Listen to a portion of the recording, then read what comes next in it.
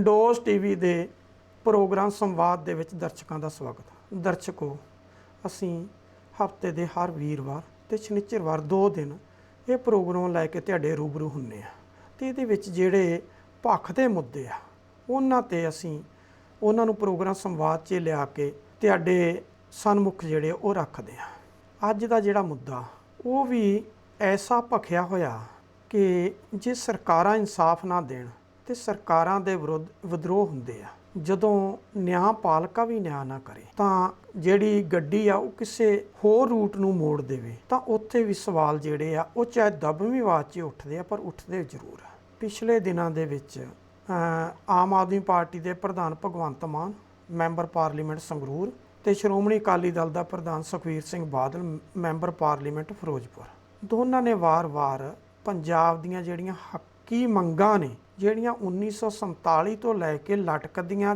ਚੱਲੀਆਂ ਆ ਰਹੀਆਂ ਨੇ ਉਹਨਾਂ ਦਾ ਮੁੱਦਾ ਜਿਹੜਾ ਉਹ ਪਾਰਲੀਮੈਂਟ 'ਚ ਚੱਕਿਆ। ਇਹ ਵੀ ਕਿਹਾ ਕਿ ਸਾਨੂੰ ਚੰਡੀਗੜ੍ਹ ਜਿਹੜਾ ਉਹ ਸਾਡਾ ਵਾਪਸ ਕਰੋ। ਸਾਡੀਆਂ ਜਿਹੜੀਆਂ ਵੀ ਹੱਕੀ ਮੰਗਾਂ ਨੇ, ਪੰਜਾਬੀ ਬੋਲਦੇ ਇਲਾਕਿਆਂ ਦੀ ਗੱਲ ਕੀਤੀ ਆ, ਉਹਦੇ 'ਚ ਪਾਣੀਆਂ ਦੀ ਗੱਲ ਕੀਤੀ ਆ, ਬਹੁਤ ਸਾਰੇ ਇਹ ਜਿਹੜੇ ਮੁੱਦੇ ਸੀ ਦੋਨਾਂ ਨੇ ਹੀ ਚੱਕੇ ਆ।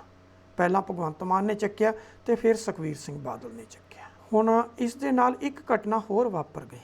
ਚੰਡੀਗੜ੍ਹ ਨਿਵਾਸੀ ਫੂਲ ਸਿੰਘ ਹੈ, ਉਹਨਾਂ ਨੇ ਪੰਜਾਬ ਤੇ ਉਹ ਚੰਡੀਗੜ੍ਹ ਦੇ ਨਿਵਾਸੀ ਨੇ, ਪੰਜਾਬ ਤੇ ਹਰਿਆਣਾ ਦੋਨਾਂ ਸਟੇਟਾਂ ਦੇ ਵਿੱਚ ਉਹਨਾਂ ਨੇ ਜੁਡੀਸ਼ਲੀ ਦਾ ਐਗਜ਼ਾਮ ਦਿੱਤਾ। ਉਹ ਰਿਜ਼ਰਵ ਕੈਟਾਗਰੀ ਨੂੰ ਬਿਲੋਂਗ ਕਰਦੇ ਨੇ। ਉਹਨਾਂ ਨੇ ਚੰਡੀਗੜ੍ਹ ਹਾਈ ਕੋਰਟ ਦੇ ਵਿੱਚ ਇੱਕ ਰਿਟ ਫਾਈਲ ਕੀਤੀ ਕਿ ਮੈਂ ਰਿਜ਼ਰਵ ਕੈਟਾਗਰੀ ਨੂੰ ਬਿਲੋਂਗ ਕਰਦਾ ਤੇ ਇਸ ਦੇ ਅੰਤਰਗਤ ਇਹਨਾਂ ਸਟੇਟਾਂ ਦੇ ਵਿੱਚ ਮੈਨੂੰ ਰਿਜ਼ਰਵ ਕੈਟਾਗਰੀ ਦਾ ਬਣਦਾ ਮੇਰਾ ਹੱਕ ਜਿਹੜਾ ਉਹ ਨਹੀਂ ਦਿੱਤਾ ਜਾ ਰਿਹਾ। ਹੁਣ ਅਲੱਗ-ਅਲੱਗ ਸਟੇਟਾਂ ਨੇ ਕਿਸੇ ਸਟੇਟ 'ਚ ਕਿਸੇ ਕਾਸਟ ਨੂੰ ਜਿਹੜਾ ਉਹ ਰਿਜ਼ਰਵ ਕੈਟਾਗਰੀ 'ਚ ਰੱਖਿਆ ਤੇ ਕਿਸੇ 'ਚ ਨਹੀਂ ਰੱਖਿਆ ਗਿਆ। ਲੇਕਿਨ ਹਾਈ ਕੋਰਟ ਨੇ ਕੀ ਕੀਤਾ? ਹਾਈ ਕੋਰਟ ਨੇ ਪੰਜਾਬ ਦੇ ਐਡਵੋਕੇਟ ਜਨਰਲ ਤੇ ਹਰਿਆਣਾ ਦਾ ਐਡਵੋਕੇਟ ਜਨਰਲ ਨੂੰ ਬੁਲਾ ਲਿਆ ਤੇ ਉਹਨਾਂ ਨੂੰ ਕਿਹਾ ਕਿ ਤੁਸੀਂ ਸਾਨੂੰ ਉਹ ਡਾਕੂਮੈਂਟ ਦਿਖਾਓ ਜਿਹਦੇ 'ਚ ਇਹ ਲਿਖਿਆ ਹੋਇਆ ਕਿ ਚੰਡੀਗੜ੍ਹ ਜਿਹੜਾ ਉਹ ਪੰਜਾਬ ਤੇ ਹਰਿਆਣਾ ਦੋਵਾਂ ਦੀ ਸਾਂਝੀ ਰਾਜਧਾਨੀ ਹੈ। ਹੁਣ ਦਰਸ਼ਕੋ, ਦੇਖਣ ਵਾਲੀ ਗੱਲ ਇਹ ਆ ਕਿ ਪੰਜਾਬ ਦੇ 28 ਪਿੰਡਾਂ ਨੂੰ ਉਜਾੜ ਕੇ ਚੰਡੀਗੜ੍ਹ ਵਸਾਇਆ ਗਿਆ ਤੇ ਜਿਸ ਵੇਲੇ ਚੰਡੀਗੜ੍ਹ ਵਸਾਇਆ ਗਿਆ ਧੱਕੇ ਨਾਲ ਲਿਆ ਕੇ ਲੋਕਾਂ ਨੂੰ ਇੱਥੇ ਵਸਾਇਆ ਤੇ ਉਸ ਵੇਲੇ ਇੱਕ ਬੜੀ ਵੱਡੀ ਗੱਲ ਕਹੀ ਗਈ ਕਿ ਜੇ ਚੰਡੀਗੜ੍ਹ ਬਣ ਲੈਣ ਤੇ ਜੇ ਚੰਡੀਗੜ੍ਹ ਢਹਿ ਵੀ ਜਾਊ ਤੇ ਪਿੰਡਾਂ ਵਰਗਾ ਤਾਂ ਰਹਿ ਜੂ ਤੇ ਜੇ ਪਿੰਡ ਹੀ ਢਹਿ ਗਿਆ ਤਾਂ ਫਿਰ ਬਾਕੀ ਕੀ ਰਹਿ ਗਿਆ। ਇਹ ਇੱਕ ਨਾਅਰਾ ਦਿੱਤਾ ਗਿਆ ਸੀ ਪਰ ਪੰਜਾਬ ਦੇ 28 ਪਿੰਡ ਉਜਾੜ ਕੇ ਵਸਾਇਆ ਗਿਆ ਚੰਡੀਗੜ੍ਹ, ਜਿਹਨੂੰ ਯੂਨੀਅਨ ਟੈਰੀਟਰੀ ਦਾ ਦਰਜਾ ਜਿਹੜਾ 1966 'ਚ ਦੇ ਦਿੱਤਾ ਗਿਆ, ਜਿਸ ਵੇਲੇ ਹਰਿਆਣਾ ਤੇ ਹਿਮਾਚਲ ਦੋ ਅਲੱਗ ਸਟੇਟਾਂ ਪੰਜਾਬ 'ਚ ਬਣਾਈਆਂ ਗਈਆਂ ਤਾਂ ਉਸ ਵਕਤ ਇਹਨੂੰ ਦੋਨਾਂ ਸਟੇਟਾਂ ਦੀ ਸਾਂਝੀ ਰਾਜਧਾਨੀ ਰਹਿਣ ਦਿੱਤੀ। ਜਿਹੜਾ ਹਿਮਾਚਲ ਸੀ ਉਹ ਜਿਸ ਤਰ੍ਹਾਂ ਪਹਿਲਾਂ ਪੁਰਾਣੇ ਪੰਜਾਬ ਦਾ ਬ੍ਰਿਟਿਸ਼ ਰਾਜ ਵੇਲੇ ਪੰਜਾਬ ਜਿਹੜਾ ਸੀ ਉਹਦੀ ਰਾਜਧਾਨੀ ਸ਼ਿਮਲਾ ਹੋਇਆ ਕਰਦੀ ਸੀ, ਜਿਵੇਂ ਕਿ ਮਹਾਰਾਜਾ ਰਣਜੀਤ ਸਿੰਘ ਦੇ ਟਾਈਮ ਦੇ ਵਿੱਚ ਲਾਹੌਰ ਸੀਗੀ ਤੇ ਜਦੋਂ ਬ੍ਰਿਟਿਸ਼ ਰਾਜ ਆਇਆ ਤਾਂ ਉਸ ਵੇਲੇ ਉਹਨਾਂ ਨੇ ਸ਼ਿਮਲਾ ਜਿਹੜਾ ਸੀ ਉਹਨੂੰ ਆਪਣੀ ਰਾਜਧਾਨੀ ਬਣਾ ਲਿਆ। ਹੁਣ ਸਵਾਲ ਇਹ ਆ ਕਿ ਪੰਜਾਬ ਦੇ 28 ਪਿੰਡ ਉਜਾੜੇ ਹੋਣ ਤਾਂ ਉੱਥੇ ਚੰਡੀਗੜ੍ਹ ਵਸਿਆ ਹੋਵੇ ਤਾਂ ਪਹਿਲੇ ਸਾਂਝਾ ਪੰਜਾਬ ਦੀ ਰਾਜਧਾਨੀ ਜਿਹੜੀ 1947 ਤੋਂ ਲੈ ਕੇ ਪੰਜਾਬ ਸੀ ਉਹਦੀ ਰਾਜਧਾਨੀ ਚੰਡੀਗੜ੍ਹ ਹੋਵੇ ਤਾਂ 1966 ਦੇ ਵਿੱਚ ਆ ਕੇ 1 ਨਵੰਬਰ ਤੋਂ ਬਾਅਦ ਉਹਨੂੰ ਯੂਨੀਅਨ ਟੈਰੀਟਰੀ ਕਰ ਦਿੱਤਾ ਜਾਵੇ ਤੇ 2019 ਜੁਲਾਈ ਦੇ ਵਿੱਚ ਆ ਕੇ ਹਾਈ ਕੋਰਟ ਕਹੇ ਕਿ ਉਹ ਡਾਕੂਮੈਂਟ ਪੇਸ਼ ਕਰੋ ਜਿਨ੍ਹਾਂ 'ਚ ਇਹ ਲਿਖਿਆ ਹੋਵੇ ਕਿ ਇਹ ਦੋਨਾਂ ਸਟੇਟਾਂ ਦੀ ਸਾਂਝੀ ਰਾਜਧਾਨੀ ਆ ਤੇ ਇਸ ਕਰਕੇ ਇੱਥੇ ਦਾ ਜਿਹੜਾ ਵਸਨੀਕ ਆ ਉਹਨੂੰ ਦੋਨਾਂ ਸਟੇਟਾਂ 'ਚ ਬਰਾਬਰ ਦੇ ਜਿਹੜੇ ਅਧਿਕਾਰ ਜਿਹੜੇ ਆ ਉਹ ਦੇਣੇ ਬਣਦੇ ਆ ਤਾਂ ਕਿ ਅਸੀਂ ਇਹ ਜਸਟੀਫਾਈ ਕਰ ਸਕੀਏ। ਹੁਣ ਬੜੀ ਵੱਡੀ ਗੱਲ ਹੈ ਕਿ ਇਹ ਉਹੀ ਪੰਜਾਬ ਆ, ਉਹੀ ਚੰਡੀਗੜ੍ਹ ਆ ਜਦੋਂ ਪੰਜਾਬੀ ਸੂਬੇ ਦੇ ਲਈ ਦਰਸ਼ਨ ਸਿੰਘ ਫੇਰੂਮਾਨ ਨੇ ਆਪਣੀ ਸ਼ਹਾਦਤ ਦਿੱਤੀ ਹੈ। ਇਹ ਉਹੀ ਪੰਜਾਬ ਆ ਜਦੋਂ ਵੰਡ ਹੋਈ ਦੇਸ਼ ਦੀ 1947 ਵੇਲੇ ਤਾਂ ਬਹੁਤਾ ਪੰਜਾਬ ਤੇ ਪੱਛਮੀ ਬੰਗਾਲ ਇਹਨਾਂ ਦੋਨਾਂ ਦੀ ਵੰਡ ਹੋਈ ਤਾਂ ਦੋਨਾਂ ਸੂਬਿਆਂ ਦੇ ਵਿੱਚ ਲਕੀਰ ਖਿੱਚੀ ਗਈ ਤੇ ਅੱਧੇ ਤੋਂ ਜ਼ਿਆਦਾ ਪੰਜਾਬ ਜਿਹੜਾ ਸੀ ਉਹ ਪਾਕਿਸਤਾਨ ਨੂੰ ਚਲਾ ਗਿਆ। ਭਾਸ਼ਾ ਦੇ ਆਧਾਰ ਤੇ ਸੂਬੇ ਬਣਨ ਲੱਗੇ 1955 ਦੇ ਆਸ-ਪਾਸ ਆ ਕੇ। ਪੱਛਮੀ ਬੰਗਾਲੀਆਂ ਨੂੰ ਪੱਛਮੀ ਬੰਗਾਲ ਜਿਹੜਾ ਉਹ ਦੇ ਦਿੱਤਾ ਗਿਆ, ਮਰਾਠਿਆਂ ਨੂੰ ਮਹਾਰਾਸ਼ਟਰ ਦੇ ਦਿੱਤਾ ਗਿਆ, ਗੁਜਰਾਤੀਆਂ ਨੂੰ ਗੁਜਰਾਤ ਦੇ ਦਿੱਤਾ ਗਿਆ, ਤਾਮਿਲਾਂ ਨੂੰ ਤਾਮਿਲਨਾਡੂ ਦੇ ਦਿੱਤਾ ਗਿਆ। ਅਲੱਗ-ਅਲੱਗ ਭਾਸ਼ਾ ਦੇ ਆਧਾਰ ਤੇ ਸੂਬੇ ਜਿਹੜੇ ਸੀ ਉਹ ਬਣਾ ਦਿੱਤੇ ਗਏ। ਲੇਕਿਨ ਜਦੋਂ ਪੰਜਾਬ ਦੀ ਵਾਰੀ ਆਈ ਤਾਂ ਪੀਸਫੁਲ ਚੱਲਦੇ ਸੰਘਰਸ਼ ਨੂੰ ਪੰਜਾਬੀ ਸੂਬੇ ਦੇ ਲਈ ਵੱਢਿਆ ਗਿਆ ਜਿਹੜਾ ਸੰਘਰਸ਼ ਸੀ ਉਸ ਨੂੰ ਪੀਸਫੁਲ ਚੱਲਦੇ ਹੋਏ ਨੂੰ ਦੇਸ਼ ਵਿਰੋਧੀ ਗਰਦਾਨ ਦਿੱਤਾ ਗਿਆ ਤੇ ਪੰਜਾਬੀ ਸੂਬਾ ਜਿਹੜਾ ਸੀ ਉਹ ਘੱਟੋ ਘੱਟ 11-12 ਸਾਲ ਜਿਹੜਾ ਉਹ ਲਟਕ ਗਿਆ ਤੇ 1 ਨਵੰਬਰ 1966 ਨੂੰ ਜਾ ਕੇ ਪੰਜਾਬ ਜਿਹੜਾ ਉਹ ਬਣਦਾ ਤੇ ਹਰਿਆਣਾ ਜਿਹਦੀ ਕੋਈ ਮੰਗ ਹੀ ਨਹੀਂ ਸੀ, ਜਿਹਦਾ ਧਰਾਤਲ ਤੇ ਕੋਈ ਆਧਾਰ ਹੀ ਨਹੀਂ ਸੀ ਕਿ ਇਹ ਹਰਿਆਣਾ ਬਣਨਾ ਚਾਹੀਦਾ, ਉਹ ਚੋਂ ਹਰਿਆਣਾ ਕੱਢ ਦਿੱਤਾ ਗਿਆ ਤੇ ਹਿਮਾਚਲ ਦੀ ਕਿਸੇ ਨੇ ਮੰਗ ਹੀ ਨਹੀਂ ਸੀ ਕੀਤੀ। ਜਿੰਨਾ ਪਹਾੜੀ ਏਰੀਆ ਸੀ ਉਹਦਾ ਹਿਮਾਚਲ ਪ੍ਰਦੇਸ਼ ਜਿਹੜਾ ਉਹ ਅਲੱਗ ਬਣਾ ਦਿੱਤਾ ਗਿਆ। ਇਹ ਵੀ ਇੱਕ ਵੱਡਾ ਧੋਖਾ ਜਿਹੜਾ ਉਸ ਸਮੇਂ ਦੇ ਉੱਤੇ ਜਿਹੜਾ ਉਹ ਕੀਤਾ ਗਿਆ। ਹੁਣ ਜੇ ਅਸੀਂ 1947 ਤੋਂ ਪਹਿਲੇ ਪੰਜਾਬ ਦੀ ਗੱਲ ਕਰ ਲਈਏ, ਇੱਥੇ ਬੰਦਾ ਸਿੰਘ ਬਹਾਦਰ ਨੇ ਸਿੱਖ ਰਾਜ ਕਾਇਮ ਕੀਤਾ। ਉਸ ਤੋਂ ਬਾਅਦ ਮਿਸਲਾਂ ਦਾ ਰਾਜ ਆਇਆ। ਮਿਸਲਾਂ ਦੇ ਰਾਜ ਦੇ ਵਿੱਚ ਮਹਾਰਾਜਾ ਰਣਜੀਤ ਸਿੰਘ ਦਾ ਰਾਜ ਆਇਆ। ਮਹਾਰਾਜਾ ਰਣਜੀਤ ਸਿੰਘ ਨੇ ਕਾਬਲ ਤੇ ਕੰਧਾਰ ਤੱਕ ਜਿਹੜਾ ਸੀ ਉਹ ਸਿੱਖ ਰਿਆਸਤ ਜਿਹੜੀ ਸੀ, ਜਿਹੜਾ ਸਿੱਖ ਰਾਜ ਸੀ ਉਹ ਕਾਇਮ ਕੀਤਾ ਸੀ। ਕਾਬਲ ਕੰਧਾਰ ਤਾਂ ਛੱਡੋ, ਜਿਹੜਾ ਪੰਜਾਬ ਪੁਰਾਣਾ ਪੰਜਾਬ ਸੀ ਉਹੀ ਪੰਜਾਬ ਜਿਹੜਾ ਸੀ ਉਹ ਵੀ ਜਦੋਂ 1947 ਆਇਆ ਤੇ ਅੱਧੇ ਤੋਂ ਜ਼ਿਆਦਾ ਜਿਹੜਾ ਸੀ ਉਹ ਪਾਕਿਸਤਾਨ ਨੂੰ ਦੇ ਦਿੱਤਾ ਗਿਆ।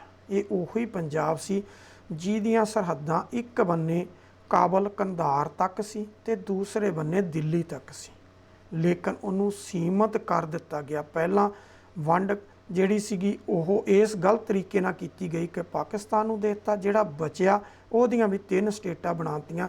ਜਿਹੜੇ ਪੰਜਾਬੀ ਬੋਲਦੇ ਇਲਾਕੇ ਬੀਕਾਨੇਰ ਤੇ ਗੰਗਾ ਨਗਰ ਸੀ ਉਹ ਸ਼ਾਮਲ ਨਹੀਂ ਕੀਤੇ ਗਏ। ਜਿਹੜਾ ਬਾਕੀ ਦਾ ਏਰੀਆ ਸੀਗਾ ਕੁਝ ਉੱਤਰ ਪ੍ਰਦੇਸ਼ ਨੂੰ ਚਲਾ ਗਿਆ ਤੇ ਬਹੁਤਾਤ ਜਿਹੜੀ ਸੀਗੀ ਉਹ ਜਿੰਨਾ ਵਧੀਆ ਏਰੀਆ ਸੀ ਉਹ ਸਾਰੇ ਦਾ ਸਾਰਾ ਹਰਿਆਣਾ ਤੇ ਹਿਮਾਚਲ ਨੂੰ ਦੇ ਕੇ ਪੰਜਾਬ ਨੂੰ ਇੱਕ ਛੋਟੀ ਜਿਹੀ ਸਟੇਟ ਜਿਹੜੀ ਸੀ ਉਹ ਰਹਿਣ ਦਿੱਤੀ ਗਈ ਤੇ ਉਸ ਦੀਆਂ ਹੱਕੀ ਮੰਗਾਂ ਜਿਹੜੀਆਂ ਉਹ ਨਿਰੰਤਰ ਅੱਜ ਤੱਕ ਲਟਕੀਆਂ ਪਈਆਂ ਨੇ ਉਸੇ ਤਰ੍ਹਾਂ, ਜਿਨ੍ਹਾਂ ਦੇ ਉੱਪਰ ਕਦੀ ਕਿਸੇ ਨੇ ਬਹੁਤਾ ਸੰਜੀਦਾ ਹੋਣ ਦੀ ਕੋਸ਼ਿਸ਼ ਨਹੀਂ ਕੀਤੀ।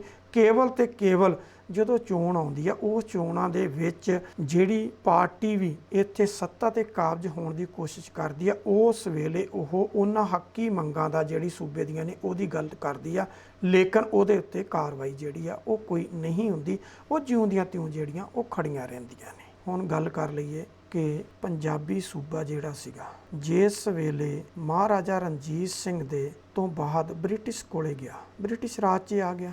1849 ਦੇ ਵਿੱਚ ਬ੍ਰਿਟਿਸ਼ ਰਾਜ ਕੋਲੇ ਜਾਂਦਾ ਤੇ 1947 ਦੇ ਵਿੱਚ ਬ੍ਰਿਟਿਸ਼ ਰਾਜ ਤੋਂ ਵਾਪਸ ਜਿਹੜਾ ਉਹ ਜਦੋਂ ਇਸ ਭਾਰਤ ਦੇ ਹਵਾਲੇ ਕੀਤਾ ਜਾਂਦਾ ਤਾਂ ਉਸ ਵੇਲੇ ਜਦੋਂ ਸੰਵਿਧਾਨ ਬਣਨਾ ਉੱਥੇ ਵੀ ਦੇਖੋ ਕਿੰਨੀ ਵੱਡੀ ਚਲਾਕੀ ਕੀਤੀ ਗਈ ਕਿ ਜਿਹੜੇ 2 ਨੁਮਾਇੰਦੇ ਸਰਦਾਰ ਭੁਪਿੰਦਰ ਸਿੰਘ ਤੇ ਹੁਕਮ ਸਿੰਘ ਜਦੋਂ ਸੰਵਿਧਾਨ ਬਣ ਰਿਹਾ ਸੀ ਉਸ ਵੇਲੇ ਉਸ ਕਮੇਟੀ ਦੇ ਮੈਂਬਰ ਜਿਹੜੇ ਬਣਾਏ ਗਏ, ਦੋਨਾਂ ਨੇ ਅੱਜ ਤੱਕ ਇਤਿਹਾਸ ਗਵਾ ਕੇ ਉਹਦੇ ਉੱਪਰ ਦਸਤਖਤ ਨਹੀਂ ਕੀਤੇ, ਇਹ ਕਹਿ ਕੇ ਕਿ ਅਸੀਂ ਤੁਹਾਡੀ ਹਰ ਗੱਲ ਮੰਨ ਲੈਂਦੇ ਹਾਂ ਪਰ ਕੀ ਭਰੋਸਾ ਕਿ ਤੁਹਾਡੀ ਆਉਣ ਵਾਲੀ ਪੀੜ੍ਹੀ ਜਿਹੜੀ ਆ ਉਹ ਸਾਡੇ ਨਾਲ ਇਨਸਾਫ ਕਰੇਗੀ। ਉਹਨਾਂ ਦੀਆਂ ਗੱਲਾਂ ਸੱਚੀਆਂ ਸਾਬਤ ਹੋਈਆਂ ਤੇ ਅੱਜ ਉਹੀ ਹਾਲਾਤ ਬਣਦੀ ਹੈ। ਇਹ ਜਿੰਨੀਆਂ ਵੀ ਮੰਗਾਂ ਜਿਉਂ ਦੀਆਂ ਤਿਉਂ ਜਿਹੜੀਆਂ ਉਹ ਇਸੇ ਤਰ੍ਹਾਂ ਲਟਕੀਆਂ ਪਈਆਂ, ਉਹਨਾਂ ਵੱਲ ਕਦੀ ਕਿਸੇ ਨੇ ਬਹੁਤਾ ਸੰਜੀਦਗੀ ਨਾਲ ਜਿਹੜਾ ਉਹਨਾਂ ਨੂੰ ਨਿਪਟਾਉਣ ਦੀ ਕੋਸ਼ਿਸ਼ ਨਹੀਂ ਕੀਤੀ ਕਿ ਇੰਨੇ ਲੰਬੇ ਸਮੇਂ ਤੋਂ ਜਿਹੜੀਆਂ ਹੱਕੀ ਮੰਗਾਂ ਜਿਹੜੀਆਂ ਉਹ ਲਟਕੀਆਂ ਪਈਆਂ ਇਹਨਾਂ ਦਾ ਕੋਈ ਹੱਲ ਜਿਹੜਾ ਸਾਰਥਕ ਲੱਭਿਆ ਜਾਵੇ। ਚੰਡੀਗੜ੍ਹ ਵਸਾਇਆ ਗਿਆ। ਵੱਡੀ ਗੱਲ ਕਿ ਜਿਸ ਗੁਰੂ ਨਾਨਕ ਦੇਵ ਜੀ ਦੀ ਧਰਤੀ ਦੀ ਅਸੀਂ ਗੱਲ ਕਰਦੇ ਹਾਂ, ਜਿਸ ਗੁਰੂ ਨਾਨਕ ਦੇਵ ਜੀ ਨੇ ਪੂਰੀ ਦੁਨੀਆ ਜਿਹੜੀ ਉਹ ਪਹਿਦਲਗਾਹ ਦਿੱਤੀ ਗਈ, ਉਸੇ ਹੀ ਗੁਰੂ ਨਾਨਕ ਦੇਵ ਜੀ ਦੀ ਜਦੋਂ ਅਸੀਂ 13 ਤੋਲਣ ਦੀ ਗੱਲ ਕਰਦੇ ਹਾਂ ਤਾਂ ਜਿਹੜਾ ਚੰਡੀਗੜ੍ਹ ਵਸਾਇਆ ਗਿਆ ਉੱਥੇ 12 ਸੈਕਟਰ ਤੋਂ ਬਾਅਦ ਸਿੱਧਾ 14 ਸੈਕਟਰ ਬਣਾਇਆ ਗਿਆ, 13 ਸੈਕਟਰ ਹੀ ਨਹੀਂ ਬਣਾਇਆ ਗਿਆ ਕਿ 13 ਸੈਕਟਰ ਨੂੰ ਮਨਹੂਸ ਮੰਨ ਕੇ ਛੱਡ ਦਿੱਤਾ ਗਿਆ। ਧਰਤੀ ਕਿਹੜੀ ਤੇ ਬਣਿਆ? ਜਿਸ ਧਰਤੀ ਨੂੰ ਅਸੀਂ ਗੁਰੂ ਨਾਨਕ ਦੇਵ ਜੀ ਦੀ ਧਰਤੀ ਕਹਿ ਰਹੇ ਹਾਂ ਉਸ ਧਰਤੀ ਦੇ ਉੱਤੇ 13 ਸੈਕਟਰ ਜਿਹੜਾ ਉਹਨੂੰ ਵੀ ਬਣਾਉਣ ਦੀ ਜਿਹੜੀ ਆ ਉਹ ਜ਼ਰੂਰਤ ਨਹੀਂ ਸਮਝੀ ਗਈ। ਹੁਣ ਸਵਾਲ ਇਹ ਸੀ ਕਿ ਜਦੋਂ ਸਾਂਝੀ ਰਾਜਧਾਨੀ ਸੀ, ਜਿਹੜਾ ਪੰਜਾਬ ਦਾ ਵਸਨੀਕ ਸੀ ਉਹ ਚੰਡੀਗੜ੍ਹ ਦੇ ਵਿੱਚ ਅਪਲਾਈ ਕਰ ਸਕਦਾ ਤੇ ਹਰਿਆਣੇ ਦਾ ਵਸਨੀਕ ਸੀ ਉਹ ਵੀ ਚੰਡੀਗੜ੍ਹ ਦੇ ਵਿੱਚ ਕਿਸੇ ਪੋਸਟ ਲਈ ਅਪਲਾਈ ਕਰ ਸਕਦਾ। ਤੇ ਦੋਨੋਂ ਸਟੇਟਾਂ ਵੀ ਆਮ ਕਰਕੇ ਚੱਲਦਾ ਹੈ ਕਿ ਦੋਨੋਂ ਸਟੇਟਾਂ ਦੇ ਵਿੱਚ ਇੱਕ ਦੂਸਰੀ 'ਚ ਜੁਡੀਸ਼ਰੀ 'ਚ ਸਾਰੇ ਜਾਂਦੇ ਨੇ। ਜਿਹੜੀ ਡਿਸਟ੍ਰਿਕਟ ਲੈਵਲ ਤੱਕ ਆਉਂਦੀ ਆ ਤੇ ਜਿਹੜੀ ਉੱਪਰ ਹਾਈ ਕੋਰਟ ਤੇ ਸੁਪਰੀਮ ਕੋਰਟ ਆਉਂਦੀ ਆ ਉਹਨਾਂ ਦੇ ਵਿੱਚ ਵੀ ਇਹ ਜਿਹੜੀਆਂ ਅਲੱਗ-ਅਲੱਗ ਸਟੇਟਾਂ ਨੇ ਉਹਨਾਂ ਦੇ ਵਿੱਚ ਜਿਹੜੀ ਆ ਜੁਡੀਸ਼ਰੀ ਦੀ ਟਰਾਂਸਫਰ ਮੋਸਟਲੀ ਜਿਹੜੀ ਆ ਹੁੰਦੀ ਰਹਿੰਦੀ ਆ। ਆਮ ਕਰਕੇ ਇਹ ਹਾਈ ਕੋਰਟਾਂ 'ਚ ਵੀ ਚੱਲਦਾ ਤੇ ਸੁਪਰੀਮ ਕੋਰਟ ਦੇ ਵਿੱਚ ਵੀ ਆ ਜਦੋਂ ਜਾਂਦੇ ਆ ਤੇ ਅਲੱਗ-ਅਲੱਗ ਸਟੇਟਾਂ ਤੋਂ ਹੀ ਜਿਹੜੇ ਚੁਣੇ ਹੋਏ ਆ ਜੁਡੀਸ਼ਰੀ ਦੇ ਉੱਪਰ ਰਾਜ ਕਰਨ ਵਾਲੇ ਜਿਹੜੇ ਆ ਉਹ ਚਾਹੇ ਚੰਦ ਘਰਾਣੇ ਨੇ ਲੇਕਿਨ ਆਉਂਦੇ ਉਹ ਅਲੱਗ-ਅਲੱਗ ਸਟੇਟਾਂ ਜਿਹੜੀਆਂ ਨੇ ਉਹਨਾਂ ਸਾਰੀਆਂ ਤੋਂ ਆਉਂਦੇ ਨੇ। ਉਹ ਸਨਿਓਰਟੀ ਵਾਈਜ਼ ਆ, ਚਾਹੇ ਉਹ ਜਿਸ ਤਰ੍ਹਾਂ ਦੇ ਵੀ ਕਲੇਜੀਅਮ ਬਣੇ ਹੋਏ ਕਲੇਜੀਅਮ ਦੀਆਂ ਜਿਹੜੀਆਂ ਉਹਦੇ ਵਿੱਚ ਰਿਕਮੈਂਡੇਸ਼ਨ ਆਉਂਦੀਆਂ ਉਹਨਾਂ ਦੇ ਬਿਹਾਫ ਤੇ ਹੁੰਦਾ, ਲੇਕਿਨ ਆਉਂਦੇ ਸਾਰੇ ਇਸੇ ਤਰ੍ਹਾਂ ਹੀ ਹੈ। ਹੁਣ ਸਵਾਲ ਇਹ ਸੀ कि जिस वेले ये मंग रखी गई उस वेले चाहिदा ते ये सी कि दोनों स्टेटां नूं पुछ लिया जांदा कि की तुसीं ये जिहड़ी कैटागरी है जिहदे विच ये चंडीगढ़ दा वसनीक है इसने अपलाई किया ਇਹਦੇ ਵਿੱਚ ਦੱਸਿਆ ਜਾਵੇ ਕਿ ਕੀ ਤੁਸੀਂ ਇਹਨੂੰ ਇਸ ਕੈਟਾਗਰੀ 'ਚ ਇਹਦਾ ਬਣਦਾ ਅਧਿਕਾਰ ਦੇ ਰਹੇ ਹੋ ਕਿ ਨਹੀਂ ਦੇ ਰਹੇ ਹੋ। ਜੇ ਨਹੀਂ ਹੈ ਤਾਂ ਉਹਨਾਂ ਨੂੰ ਕੋਈ ਨਾ ਕੋਈ ਡਾਇਰੈਕਸ਼ਨ ਦੇ ਦਿੱਤੀ ਜਾਂਦੀ ਜਾਂ ਆਦੇਸ਼ ਦੇ ਦਿੱਤਾ ਜਾਂਦਾ ਤਾਂ ਮਸਲਾ ਨਿਪਟ ਜਾਂਦਾ। ਹੁਣ ਕੋਰਟ ਦੇ ਪਾਲੇ ਦੇ ਵਿੱਚ ਇਹ ਗੇਮ ਚਲੀ ਗਈ ਆ। ਵੈਸੇ ਇੱਕ ਗੱਲੋਂ ਚੰਗਾ ਵੀ ਹੋਇਆ ਕਿ ਚਲੋ ਜੇ 1947 ਤੋਂ ਲੈ ਕੇ 66 ਤੱਕ ਕੁਛ ਨਹੀਂ ਹੋਇਆ ਤੇ 66 ਤੋਂ ਲੈ ਕੇ 2019 ਤੱਕ ਕੇਂਦਰ ਦੀਆਂ ਸਰਕਾਰਾਂ ਤੇ ਸੂਬਾ ਸਰਕਾਰਾਂ ਇਹਦੇ ਤੇ ਸੰਜੀਦਾ ਨਹੀਂ ਰਹੀਆਂ ਤਾਂ ਘੱਟੋ ਘੱਟ ਜੁਡੀਸ਼ਲੀ ਹੀ ਫੈਸਲਾ ਲੈ ਦੇਵੇ, ਘੱਟੋ ਘੱਟ ਇਹ ਕਰ ਦੇਵੇ ਕਿ ਇਹ ਜਿਹੜਾ ਰਾਜਧਾਨੀ ਹੈ ਕੀ ਇਹ ਪੰਜਾਬ ਦੀ ਧਰਤੀ ਤੇ ਬਣੀ ਹੈ। ਜੇ ਪੰਜਾਬ ਦੀ ਧਰਤੀ ਤੇ ਬਣੀ ਆ ਤਾਂ ਘੱਟੋ ਘੱਟ ਫਿਰ ਪੰਜਾਬ ਨੂੰ ਤਾਂ ਹੈਂਡਓਵਰ ਕਰ ਦਿੱਤੀ ਜਾਵੇ, ਘੱਟੋ ਘੱਟ ਇਹਦਾ ਨਿਤਾਰਾ ਤਾਂ ਹੋ ਜਾਵੇ। ਲੇਕਿਨ ਬਦਕਿਸਮਤੀ ਇਹ ਚਾਹੇ ਜੁਡੀਸ਼ਲੀ ਆ ਚਾਹੇ ਰਾਜਨੇਤਾ ਨੇ ਇਹ ਜਿਉਂ ਦੇ ਤਿਉਂ ਹੀ ਮਸਲੇ ਜਿਹੜੇ ਇਹ ਲਟਕਦੇ ਤੁਰੇ ਜਾ ਰਹੇ ਆ, ਇਹਨਾਂ ਦੇ ਉੱਤੇ ਕਿਸੇ ਨੇ ਵੀ ਸੰਜੀਦਗੀ ਜਿਹੜੀ ਆ ਉਹ ਦਿਖਾਉਣ ਦੀ ਕੋਸ਼ਿਸ਼ ਨਹੀਂ ਕੀਤੀ। ਚੰਡੀਗੜ੍ਹ ਦੇ ਵਿੱਚ ਤੋਂ ਨਾਲ ਲੱਗਦਾ ਮੋਹਾਲੀ ਆ, ਪੰਜਾਬ ਦਾ ਉਹ ਜ਼ਿਲ੍ਹਾ ਹੈ, ਉਹਦੇ ਵਿੱਚ ਇੰਟਰਨੈਸ਼ਨਲ ਏਅਰਪੋਰਟ ਬਣਿਆ। ਧੱਕੇ ਦੇ ਨਾਲ ਹਰਿਆਣੇ ਦਾ ਉਹਦੇ ਵਿੱਚ ਹਿੱਸਾ ਪਵਾਇਆ ਗਿਆ। ਜ਼ਮੀਨ ਪੰਜਾਬ ਦੀ ਲੇਕਿਨ ਹਿੱਸਾ ਹਰਿਆਣੇ ਦਾ ਵੀ ਬਰਾਬਰ ਰੱਖਿਆ ਗਿਆ।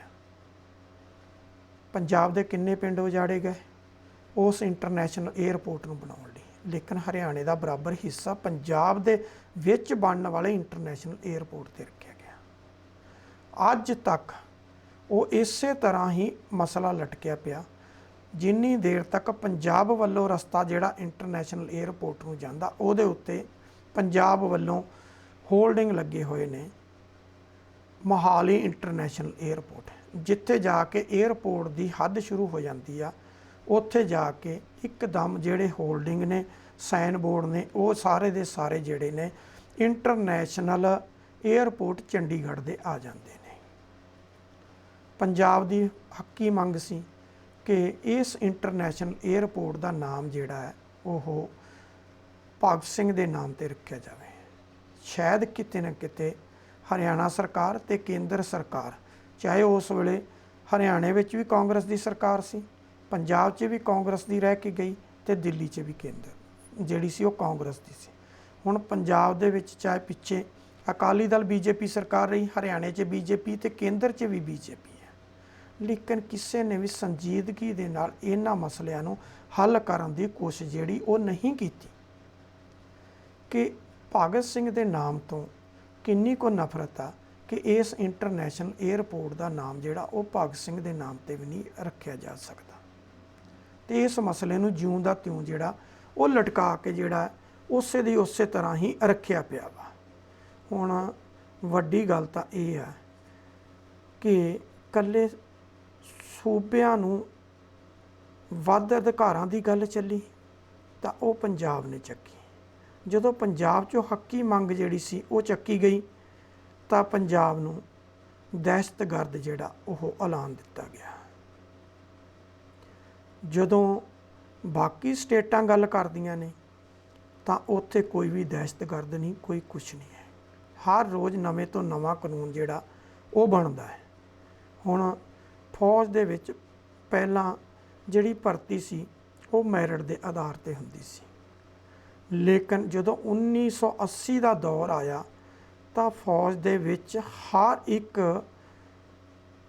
ਜਿਹੜਾ ਰਾਜ ਦਾ ਕੋਟਾ ਨਹੀਂ ਫਿਕਸ ਕੀਤਾ, ਕਾਸਟ ਬੇਸ ਜਿਹੜੀ ਰਿਲੀਜਨ ਬੇਸ ਸੀਗੀ ਉਹ ਕੋਟਾ ਜਿਹੜਾ ਉਹ ਫਿਕਸ ਕਰ ਦਿੱਤਾ ਗਿਆ ਕਿ ਇਸ ਤੋਂ ਵੱਧ ਨਹੀਂ। ਬਾਕੀ ਸਾਰੇ ਦੀ ਸਾਰੀ ਜਿੰਨੀ ਆਰਮੀ ਦੇ ਵਿੱਚ ਵੀ ਕਮਿਸ਼ਨ ਬਣ ਕੇ ਜਾਂਦੇ ਨੇ, ਕਮਿਸ਼ਨ ਦੇ ਥਰੂ ਜਿੰਨੀ ਸਿਲੈਕਸ਼ਨ ਹੁੰਦੀ ਆ ਉਹਨਾਂ ਦੇ ਵਿੱਚ ਕਿਤੇ ਕੋਟਾ ਨਹੀਂ ਹੈ, ਲੇਕਿਨ ਕਾਂਸਟੇਬਲ ਰੈਂਕ ਜਿਹੜਾ ਸਿਪਾਹੀ ਦਾ ਮੰਨਿਆ ਗਿਆ ਉਹਦੇ ਵਿੱਚ ਕੋਟਾ ਫਿਕਸ ਕਰ ਦਿੱਤਾ ਕਿ ਇੰਨੇ % ਤੋਂ ਵੱਧ ਇਸ ਰਿਲੀਜਨ ਦਾ ਬੰਦਾ ਜਿਹੜਾ ਉਹਦੇ 'ਚ ਜਾ ਨਹੀਂ ਸਕਦਾ। ਯੂਨੀਅਨ ਪਬਲਿਕ ਸਰਵਿਸ ਕਮਿਸ਼ਨ ਨੂੰ ਲੈ ਲਓ, ਸਟੇਟ ਪਬਲਿਕ ਸਰਵਿਸ ਕਮਿਸ਼ਨ ਨੂੰ ਲੈ ਲਓ, ਅਲੱਗ-ਅਲੱਗ ਬੋਰਡ ਲੈ ਲਓ ਜਿਨ੍ਹਾਂ ਦੇ ਥਰੂ ਇਹ ਭਰਤੀਆਂ ਹੁੰਦੀਆਂ ਨੇ, ਉਹਨਾਂ ਸਾਰਿਆਂ ਦੇ ਵਿੱਚ ਹੀ ਮੈਰਿਟ 'ਤੇ ਲਿਆ ਜਾਂਦਾ, ਚਾਹੇ ਉਹ ਕਿਸੇ ਰਿਲੀਜਨ ਦਾ ਹੋਵੇ, ਕਿਸੇ ਤਬਕੇ ਦਾ ਹੋਵੇ, ਲੇਕਿਨ ਇਹ ਆ ਕਿ ਉਹ ਮੈਰਿਟ 'ਚ ਆਉਣਾ ਚਾਹੀਦਾ। ਮੈਰਿਟ 'ਚ ਆ ਤਾਂ ਉਹਦੀ ਸਿਲੈਕਸ਼ਨ ਹੋਏਗੀ। ਪਰ ਇਹ ਵੱਧ ਕਿਸਮਤੀ ਇਹਨਾਂ ਨੂੰ ਜਿਉਂ ਦਾ ਤਿਉਂ ਜਿਹੜਾ ਉਹ ਲਟਕਾ ਕੇ ਰੱਖਿਆ ਗਿਆ। ਇੱਥੇ ਹੀ ਨਹੀਂ, ਅਲੱਗ-ਅਲੱਗ ਸਮੇਂ ਦੇ ਵਿੱਚ ਜਿਹੜੀਆਂ ਹੱਕੀ ਮੰਗਾਂ ਜਿਹੜੀਆਂ ਉਹ ਉੱਠਦੀਆਂ ਰਹੀਆਂ, ਉਹਨਾਂ ਨੂੰ ਵੀ ਕਿਤੇ ਨਾ ਕਿਤੇ ਜਿਹੜਾ ਉਹ ਦਬਾਉਣ ਦੀ ਕੋਸ਼ਿਸ਼ ਕੀਤੀ ਗਈ। ਸਭ ਤੋਂ ਵੱਡੀ ਗੱਲ ਹੈ ਧਾਰਾ 25(20) ਦੀ, ਜਿਹਨੂੰ ਅਕਾਲੀ ਦਲ ਨੇ ਧਰਮ ਯੁੱਧ ਮੋਰਚੇ ਦੇ ਦੌਰਾਨ ਧਾਰਾ 25(20) ਨੂੰ ਸਾੜਿਆ ਵੀ ਸੀ। ਦੋ ਵੱਡੇ ਲੀਡਰ ਸੀ, ਗੁਰਚਰਨ ਸਿੰਘ ਟੌਹੜਾ ਤੇ ਪ੍ਰਕਾਸ਼ ਸਿੰਘ ਬਾਦਲ, ਦੋਨਾਂ ਨੇ ਧਾਰਾ 25(20) ਸਾੜੀ ਵੀ ਸੀ। ਹੁਣ ਦੇਖੋ, ਮੁਸਲਿਮ ਪਰਸਨਲ ਲਾ ਬੋਰਡ ਬਣ ਸਕਦਾ, ਹਿੰਦੂ ਮੈਰਿਜ ਐਕਟ ਬਣ ਸਕਦਾ, ਲੇਕਿਨ ਸਿੱਖ ਮੈਰਿਜ ਐਕਟ ਅੱਜ ਤੱਕ ਹੋਂਦ ਵਿੱਚ ਨਹੀਂ ਲਿਆਂਦਾ ਗਿਆ। ਸਿੱਖ ਮੈਰਿਜ ਆਨੰਦ ਐਕਟ ਤਾਂ ਬਣਾਇਆ ਗਿਆ, ਲੇਕਿਨ ਉਹ ਕਿਹੜਾ ਬਣਾਇਆ ਗਿਆ? 2013 ਦੇ ਵਿੱਚ ਸਿੱਖ ਮੈਰਿਜ ਐਕਟ ਦੀ ਗੱਲ ਚੱਲੀ, ਲੇਕਿਨ ਉੱਥੇ ਆਨੰਦ ਐਕਟ ਦਾ ਨਾਮ ਦੇ ਦਿੱਤਾ ਗਿਆ। ਸਿੱਖ ਮੈਰਿਜ ਐਕਟ ਨਹੀਂ ਬਣਾਇਆ। ਜਿਹੜਾ ਆਨੰਦ ਮੈਰਿਜ ਐਕਟ ਬਣਾਇਆ, ਇਹ ਉਹੀ ਆਨੰਦ ਮੈਰਿਜ ਐਕਟ ਆ ਜਿਹੜਾ ਜਦੋਂ ਬ੍ਰਿਟਿਸ਼ ਰਾਜ ਵੇਲੇ ਸ਼ਿਮਲਾ ਜਿਹੜੀ ਸੀਗੀ ਉਹ ਪਾਰਲੀਮੈਂਟ ਹੋਇਆ ਕਰਦੀ ਹੁੰਦੀ ਸੀ ਇਸ ਸਟੇਟ ਦੀ। ਉਹਦੇ ਵਿੱਚ ਇੱਕ ਸਿੱਖ ਨੋਮਨੀ ਜਿਹੜਾ ਸੀਗਾ ਉਹ ਅਲੱਗ-ਅਲੱਗ ਸਮੇਂ ਦੇ ਉੱਤੇ ਉਹਦੀ ਜਿਹੜੀ 5 ਸਾਲ ਦੀ ਟਨਿਓਰ ਸੀ ਉਹਦੇ ਲਈ ਜਾਂਦਾ ਸੀ। 1916 ਦੇ ਆਸ-ਪਾਸ ਸਿੱਖ ਮੈਰਿਜ ਐਕਟ ਦੀ ਗੱਲ ਉੱਠੀ, ਲੇਕਿਨ ਉਦੋਂ ਵੀ ਸਿੱਖ ਮੈਰਿਜ ਐਕਟ ਨਹੀਂ ਬਣਿਆ, ਆਨੰਦ ਐਕਟ ਬਣਿਆ। ਜਿਹੜਾ ਸਿੱਖ ਆਨੰਦ ਐਕਟ ਬਣਾਇਆ ਗਿਆ, ਇਹ ਉਹੀ ਸੀ ਜਿਹਦੇ 'ਚ ਪਹਿਲਾਂ ਨਾਭਾ ਰਿਆਸਤ ਦੇ ਰਾਜਾ ਰਿਪੁਦਮਨ ਸਿੰਘ ਜਿਹੜੇ ਉਸ ਪਾਰਲੀਮੈਂਟ ਦੇ ਮੈਂਬਰ ਸੀ, ਉਹਨਾਂ ਨੇ ਇਹ ਮਤਾ ਲਿਆਂਦਾ, ਲੇਕਿਨ ਇਹ ਪਾਸ ਹੋਣ ਤੋਂ ਪਹਿਲਾਂ ਹੀ ਉਹਨਾਂ ਦੀ ਟਰਮ ਜਿਹੜੀ ਉਹ ਖਤਮ ਹੋ ਗਈ। ਤਾਂ ਦੂਸਰੀ ਟਰਮ ਦੇ ਵਿੱਚ ਸੁੰਦਰ ਸਿੰਘ ਮਜੀਠੀਆ ਨੇ ਉਹਨਾਂ ਦੀ ਜਗ੍ਹਾ ਲਈ, ਜਿਹੜੇ ਕੁਝ ਸਮਾਂ ਸ਼੍ਰੋਮਣੀ ਗੁਰਦੁਆਰਾ ਪ੍ਰਬੰਧਕ ਕਮੇਟੀ ਦੇ ਬਾਅਦ 'ਚ ਪ੍ਰਧਾਨ ਵੀ ਰਹੇ ਨੇ। ਉਹਨਾਂ ਨੇ ਜਗ੍ਹਾ ਲਈ ਤਾਂ ਉਹਨਾਂ ਦੇ ਕਾਰਜਕਾਲ ਦੌਰਾਨ ਇਹ ਜਿਹੜਾ ਆਨੰਦ ਐਕਟ ਸੀ ਇਹ ਪਾਸ ਕੀਤਾ ਗਿਆ ਸੀ, ਲੇਕਿਨ 1947 ਤੱਕ ਇਹੀ ਆਨੰਦ ਐਕਟ ਜਿਹੜਾ ਇਹ ਚੱਲਦਾ ਰਿਹਾ। 26 ਜਨਵਰੀ 1950 ਨੂੰ ਭਾਰਤ ਦਾ ਸੰਵਿਧਾਨ ਜਿਹੜਾ ਉਹ ਲਾਗੂ ਕਰ ਦਿੱਤਾ ਗਿਆ, ਪਰ ਉਹਦੇ ਵਿੱਚ ਇਹ ਮੰਗ ਜਿਹੜੀ ਆ ਇਹ ਉੱਠਦੀ ਰਹੀ, ਪਰ ਇਹਦੇ ਤੇ ਕੋਈ ਕਾਰਵਾਈ ਨਹੀਂ ਹੋਈ। ਹੁਣ ਸਮੇਂ-ਸਮੇਂ ਤੇ ਜਦੋਂ ਮੰਗ ਉੱਠੀ, ਸਿੱਖ ਮੈਰਿਜ ਐਕਟ ਦੀ ਮੰਗ ਉੱਠੀ, ਲੇਕਿਨ ਸਿੱਖ ਮੈਰਿਜ ਐਕਟ ਨਹੀਂ ਬਣਾਇਆ ਗਿਆ। 2013 ਦੇ ਵਿੱਚ ਕੇਂਦਰ ਸਰਕਾਰ ਨੇ ਪਾਰਲੀਮੈਂਟ 'ਚ ਇੱਕ ਬਿੱਲ ਲਿਆਂਦਾ, ਉਹਦੇ 'ਚ ਲਿਆ ਕੇ ਆਨੰਦ ਐਕਟ ਜਿਹੜਾ ਉਹਨੂੰ ਪਾਸ ਕਰ ਦਿੱਤਾ ਕਿ ਜਿਹੜੇ ਸਿੱਖ ਨੇ ਇਹ ਗੁਰੂ ਗ੍ਰੰਥ ਸਾਹਿਬ ਦੇ ਸਾਹਮਣੇ ਆਨੰਦ ਕਾਰਜ ਕਰਵਾ ਕੇ ਇਹਨੂੰ ਆਨੰਦ ਐਕਟ ਦੇ ਤਹਿਤ ਜਿਹੜਾ ਉਹ ਰਜਿਸਟਰ ਕਰਵਾ ਸਕਦੇ ਆ। ਪਰ ਬਦਕਿਸਮਤੀ ਜਿਹੜੇ ਬਾਕੀ ਦੇ ਮਸਲੇ ਨੇ, ਜੇ ਡਿਵੋਰਸ ਲੈਣਾ, ਅਲੱਗ ਰਹਿਣ ਦੀ ਪ੍ਰਥਾ, ਉਹ ਕੁਛ ਵੀ ਆ, ਉਹ ਸਾਰੇ ਹਿੰਦੂ ਮੈਰਿਜ ਐਕਟ ਵਾਲੇ ਹੀ ਉਸੇ ਤਰ੍ਹਾਂ ਜਿਉਂ ਦੇ ਤਿਉਂ ਰਹਿਣ ਦਿੱਤੇ ਗਏ। ਧਾਰਾ 25(20) ਸੀ, ਧਾਰਾ 25(20) ਦੀ ਬੜੇ ਲੰਬੇ ਸਮੇਂ ਤੋਂ ਸੋਧ ਦੀ ਮੰਗ ਚੱਲਦੀ ਰਹੀ ਹੈ। ਧਾਰਾ 25(20) ਦੀ ਕਾਲਮ 1 ਦੀ ਵੀ ਚੱਲਦੀ ਰਹੀ ਹੈ, 2 ਦੀ ਵੀ ਚੱਲਦੀ ਰਹੀ ਹੈ। ਸਮੇਂ-ਸਮੇਂ ਤੇ ਰਾਜਸੀ ਲਾਹਾ ਲੈਣ ਲਈ ਇਹਦੀਆਂ ਮੰਗਾਂ ਜਿਹੜੀਆਂ ਉਠਾਈਆਂ ਗਈਆਂ, ਪਰ ਇਹਨਾਂ ਨੂੰ ਕਦੇ ਵੀ ਕਿਸੇ ਨੇ ਹੱਲ ਕਰਨ ਦੀ ਜਿਹੜੀ ਆ ਉਹ ਕੋਸ਼ਿਸ਼ ਨਹੀਂ ਕੀਤੀ। 2000 ਦੇ ਵਿੱਚ ਅਟਲ ਬਿਹਾਰੀ ਵਾਜਪੇਈ ਦੀ ਅਗਵਾਈ ਦੇ ਵਿੱਚ ਕੇਂਦਰ ਦੇ ਵਿੱਚ ਬੀਜੇਪੀ ਦੀ ਕੋਲੀਸ਼ਨ ਸਰਕਾਰ ਸੀਗੀ। ਮੇਰਾ ਖਿਆਲ ਸ਼ਾਇਦ ਉਹ ਸਭ ਤੋਂ ਵੱਡੀ ਉਹ ਸਰਕਾਰ ਸੀ ਜਿਹਦੇ 'ਚ 23 ਪਾਰਟੀਆਂ ਜਿਹੜੀਆਂ ਉਹ ਭਾਗੀਦਾਰ ਸੀ। ਉਸ ਵੇਲੇ ਇੱਕ ਹਾਈ ਪਾਵਰ ਕਮਿਸ਼ਨ ਬਣਿਆ, ਸੋਲੀ ਸਰਾਬ ਜੀ ਉਸ ਵੇਲੇ ਉਸ ਕਮੇਟੀ ਦੇ ਮੈਂਬਰ ਸੀ। ਇੱਕ ਸਿੱਖ ਮੈਂਬਰ ਜਿਹੜਾ ਸੀ ਉਹ ਜਸਟਿਸ ਰਣਜੀਤ ਸਿੰਘ ਸਰਕਾਰੀਆ ਸੀ, ਤੇ ਜਸਟਿਸ ਚਾਲੀਆ ਦੀ ਅਗਵਾਈ ਦੇ ਵਿੱਚ ਉਹ ਕਮਿਸ਼ਨ ਬਣਿਆ। ਹਾਈ ਪਾਵਰ ਕਮਿਸ਼ਨ ਸੀ, 11 ਮੈਂਬਰੀ ਕਮਿਸ਼ਨ ਸੀ। ਉਹਨਾਂ ਨੇ ਬੜਾ ਲੰਬਾ ਸਮਾਂ ਇਸ ਸਾਰੇ ਮਸਲੇ ਨੂੰ ਘੋਖਿਆ। ਘੋਖਣ ਤੋਂ ਬਾਅਦ ਉਹਨਾਂ ਨੇ ਇਸ ਮਸਲੇ ਦੇ ਉੱਪਰ ਇੱਕ ਆਪਣੀ ਜਿਹੜੀ ਰਾਏ ਦਿੱਤੀ, ਉਸ ਰਾਏ ਨੂੰ ਅੱਜ ਤੱਕ ਪਾਰਲੀਮੈਂਟ 'ਤੇ ਟੇਬਲ ਨਹੀਂ ਕੀਤਾ ਗਿਆ। ਉਹਨਾਂ ਨੇ ਇਹਦੇ 'ਚ ਜਿਹੜੇ ਆਮ ਕਰਕੇ ਦੋਸ਼ ਲਾਏ ਜਾਂਦੇ ਆ ਕਿ ਸਿੱਖਾਂ ਦੇ ਵਿੱਚ ਜਾਤ ਪਾਤ ਜਿਹੜੀ ਉਹ ਨਹੀਂ ਹੈ, ਤੇ ਜੇ ਇਹਨਾਂ ਨੂੰ ਇਸ ਧਾਰਾ 25(20) ਚੋਂ ਕੱਢ ਦਿੱਤਾ ਗਿਆ ਤਾਂ ਇਹਨਾਂ ਦੀ ਰਿਜ਼ਰਵੇਸ਼ਨ ਜਿਹੜੀ ਆ ਉਹ ਖਤਮ ਹੋ ਜਾਏਗੀ। ਉਹਨਾਂ ਨੇ ਕਿਹਾ ਕਿ ਰਿਜ਼ਰਵੇਸ਼ਨ ਜਿਹੜੀ ਆ ਉਹ ਇੱਕ ਅਲੱਗਾ ਨੋਟੀਫਿਕੇਸ਼ਨ ਦੇ ਥਰੂ ਹੈ ਤੇ ਉਹਦਾ ਇਹਦੇ ਤੇ ਕੋਈ ਅਸਰ ਨਹੀਂ। ਇਹ ਜਿਹੜਾ ਇਹਨਾਂ ਦਾ ਰਾਈਟ ਬਣਦਾ, ਇਹਨਾਂ ਨੂੰ 25B ਜਿਹੜੀ ਆ ਇਹਨੂੰ ਪਾਰਲੀਮੈਂਟ ਦੇ ਵਿੱਚ ਸੋਧ ਕਰਕੇ ਇਹਨਾਂ ਨੂੰ ਇਹਨਾਂ ਦਾ ਬਣਦਾ ਹੱਕ ਜਿਹੜਾ ਹੈ ਉਹ ਦੇ ਦਿੱਤਾ ਜਾਵੇ। ਉਹਦੇ 'ਚ ਕਿਰਪਾਨ ਰੱਖਣ ਦਾ ਸਿੱਖਾਂ ਦਾ ਮੁੱਦਾ ਸੀ, ਉਹ ਜਿਉਂ ਦਾ ਤਿਉਂ ਉਸ ਜਿਹੜੀ ਰਿਕਮੈਂਡੇਸ਼ਨ ਸੀ ਉਹਦੇ 'ਚ ਬਰਕਰਾਰ ਰੱਖਿਆ ਗਿਆ। ਲੇਕਿਨ ਬਦਕਿਸਮਤੀ ਉਹ ਐਡਾ ਹਾਈ ਪਾਵਰ ਜਿਹੜਾ ਕਮਿਸ਼ਨ ਬਣਿਆ ਸੀ, ਉਸ ਕਮਿਸ਼ਨ ਦੀਆਂ ਸਿਫਾਰਸ਼ਾਂ ਨੂੰ ਪਾਰਲੀਮੈਂਟ ਦੇ ਵਿੱਚ ਡਿਸਕਸ ਤਾਂ ਕੀ ਕਰਨਾ ਸੀ, ਪਾਰਲੀਮੈਂਟ 'ਚ ਰੱਖਿਆ ਹੀ ਨਹੀਂ ਗਿਆ। ਸਮੇਂ-ਸਮੇਂ 'ਤੇ ਜਦੋਂ ਵੀ ਇਹਦੇ ਤੋਂ ਕੋਈ ਸਿਆਸੀ ਲਾਹਾ ਲੈਣਾ ਹੁੰਦਾ ਉਸ ਵਕਤ ਇਸ ਮਸਲੇ ਨੂੰ ਚੱਕ ਦਿੱਤਾ ਜਾਂਦਾ, ਲੇਕਿਨ ਇਹਨੂੰ ਹੱਲ ਕਰਨ ਦੀ ਜਿਹੜੀ ਆ ਉਹ ਕਦੀ ਵੀ ਕੋਸ਼ਿਸ਼ ਨਹੀਂ ਕੀਤੀ ਗਈ। 25B ਜਿਹੜੀ ਆ, ਜੇ 25B ਦਾ ਮਸਲਾ ਹੱਲ ਹੋ ਜਾਂਦਾ ਤਾਂ ਸ਼ਾਇਦ ਜਿਹੜਾ 2013 'ਚ ਆਨੰਦ ਐਕਟ ਬਣਿਆ ਉਹ ਆਨੰਦ ਐਕਟ ਨਾ ਬਣਦਾ, ਉਹ ਸਿੱਖ ਮੈਰਿਜ ਐਕਟ ਬਣਦਾ, ਕਿਉਂਕਿ 25B 'ਚ ਸੋਧ ਨਹੀਂ ਸੀ ਹੋਈ। ਤੇ 25B ਦੀ ਜਿਹੜੀ ਰਿਕਮੈਂਡੇਸ਼ਨ ਐਡੇ ਹਾਈ ਪਾਵਰ ਕਮਿਸ਼ਨ ਦੀ ਸੀ ਉਹਨੂੰ ਦਰਕਨਾਰ ਕੀਤਾ ਗਿਆ। ਉਹਦੇ ਵਿੱਚ ਕਿਰਪਾਨ ਰੱਖਣ ਦਾ ਮੁੱਦਾ ਜਿਹੜਾ ਮੇਨ ਉੱਠਦਾ ਸੀ ਉਹਨੂੰ ਬੜਾ ਕਲੀਅਰ ਕੀਤਾ ਗਿਆ। ਉਹ 'ਚ ਸਿੱਖਾਂ ਦੀ ਰਿਜ਼ਰਵੇਸ਼ਨ ਜਿਹੜੀ ਸੀ ਉਹ ਬੜੀ ਕਲੀਅਰ ਕੀਤੀ ਗਈ ਕਿ ਇੱਕ ਅਲੱਗ ਨੋਟੀਫਿਕੇਸ਼ਨ ਜਿਹੜਾ ਉਹਦੇ ਥਰੂ ਹੋਈ ਆ। ਜਦੋਂ ਇਹ ਸਾਰੇ ਮਸਲੇ ਸੀ ਤਾਂ ਅਲੱਗ-ਅਲੱਗ ਸਮੇਂ ਦੇ ਉੱਤੇ ਸਿੱਖ ਕਿਸ ਤਾਦਾਦ ਦੇ ਵਿੱਚ ਪਾਰਲੀਮੈਂਟ 'ਚ ਜਾਂਦੇ ਰਹੇ ਆ, ਕਿਸੇ ਨੇ ਵੀ ਇਸ ਮੰਗ ਨੂੰ ਨਹੀਂ ਚੱਕਿਆ। ਹੁਣ ਪਿਛਲੇ ਦਿਨਾਂ ਦੇ ਵਿੱਚ ਇਹ ਮੰਗ ਫੇਰ ਉੱਠੀ ਆ ਪਾਰਲੀਮੈਂਟ ਦੇ ਵਿੱਚ ਕਿ ਧਾਰਾ 25B 'ਚ ਸੋਧ ਕਰ ਦਿੱਤੀ ਜਾਵੇ। ਹੁਣ ਕਿਸੇ ਨੇ ਇਹਨੂੰ ਵਾਚਣ ਦੀ ਕੋਸ਼ਿਸ਼ ਨਹੀਂ ਕੀਤੀ। ਧਾਰਾ 25B 'ਚ ਸੋਧ ਕਰਨੀ ਹੈ ਤਾਂ ਜਿਹੜਾ 2000 ਦੇ ਵਿੱਚ ਐਡਾ ਹਾਈ ਪਾਵਰ ਕਮਿਸ਼ਨ ਬਣਿਆ ਸੀ ਉਹਦੀ ਰਿਕਮੈਂਡੇਸ਼ਨ ਪਈ ਆ, ਉਹਨਾਂ ਆਦੇਸ਼ ਦਿੱਤੇ ਹੋਏ ਆ, ਤੁਸੀਂ ਉਹਨੂੰ ਪਾਰਲੀਮੈਂਟ 'ਚ ਜਾਓ ਤੇ ਪਾਰਲੀਮੈਂਟ 'ਚ ਜਾ ਕੇ ਉਹਨੂੰ ਪਾਸ ਕਰ ਦਿਓ। ਅਕਾਲੀ ਦਲ ਉੱਥੇ ਭਾਈਵਾਲ ਆ, ਅਕਾਲੀ ਦਲ ਦੀ ਹੀ ਮੰਗ ਚੱਕੀ ਹੋਈ ਆ।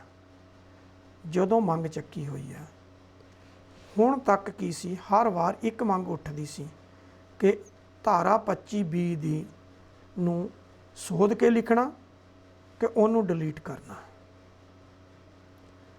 ਇਸ ਪੂਰੇ ਦੇ ਪੂਰਾ ਜਿਹੜਾ ਕਮਿਸ਼ਨ ਬਣਿਆ ਸੀ ਇਹਦੀ ਰਿਕਮੈਂਡੇਸ਼ਨ ਜਿਹੜੀ ਉਹਦੇ 'ਚ ਬੜਾ ਸਪਸ਼ਟ ਲਿਖਿਆ, ਇਹਨੂੰ ਧਾਰਾ 25B ਜਿਹੜੀ ਆ ਇਹਦੀਆਂ ਜਿੰਨੀਆਂ ਵੀ ਸਬ ਕਲੌਜ਼ ਨੇ ਉਹਨਾਂ ਨੂੰ ਸੋਧ ਕੇ ਦੁਬਾਰਾ ਤੋਂ ਜਿਹੜਾ ਉਹ ਲਿਖ ਦਿੱਤਾ ਜਾਵੇ ਤੇ ਇਹਨਾਂ ਨੂੰ ਇਹਨਾਂ ਦਾ ਬਣਦਾ ਹੱਕ ਜਿਹੜਾ ਉਹ ਦੇ ਦਿੱਤਾ ਜਾਵੇ।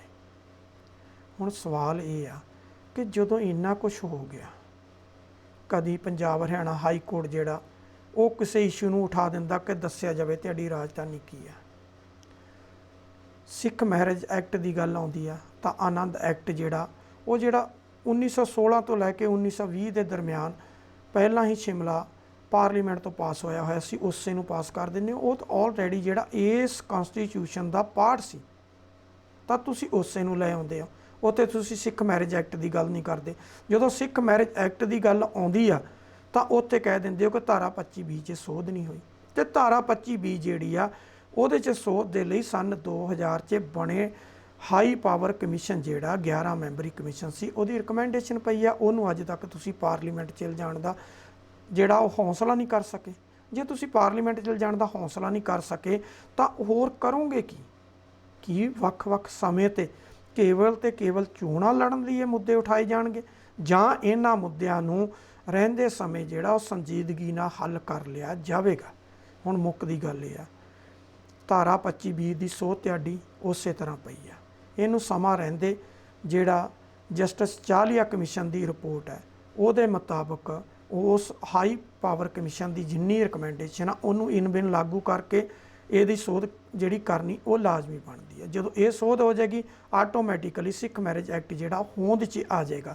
ਸਿੱਖ ਮੈਰਿਜ ਐਕਟ ਹੋਂਦ 'ਚ ਆ ਜਾਏਗਾ। ਉਹਦੇ ਬਾਅਦ ਪੰਜਾਬ ਦੇ ਹੱਕੀ ਮੰਗਾਂ ਦੀ ਗੱਲ ਆਉਂਦੀ ਆ। ਸਭ ਤੋਂ ਪਹਿਲੀ ਮੰਗ ਜਿਹੜੀ ਉਹ ਚੰਡੀਗੜ੍ਹ ਦੀ ਪਈ ਆ ਤੇ ਚੰਡੀਗੜ੍ਹ ਜਿਹੜਾ ਉਹ ਪੰਜਾਬ ਦੇ 28 ਪਿੰਡ ਉਜਾੜ ਕੇ ਬਣਾਇਆ ਹੋਇਆ, ਤੇ ਉਹ ਜਿਹੜਾ ਉਹ ਪੰਜਾਬ ਨੂੰ ਦੇਣ 'ਚ ਕਿਸੇ ਨੂੰ ਹਿਚਕ ਨਹੀਂ ਹੋਣੀ ਚਾਹੀਦੀ।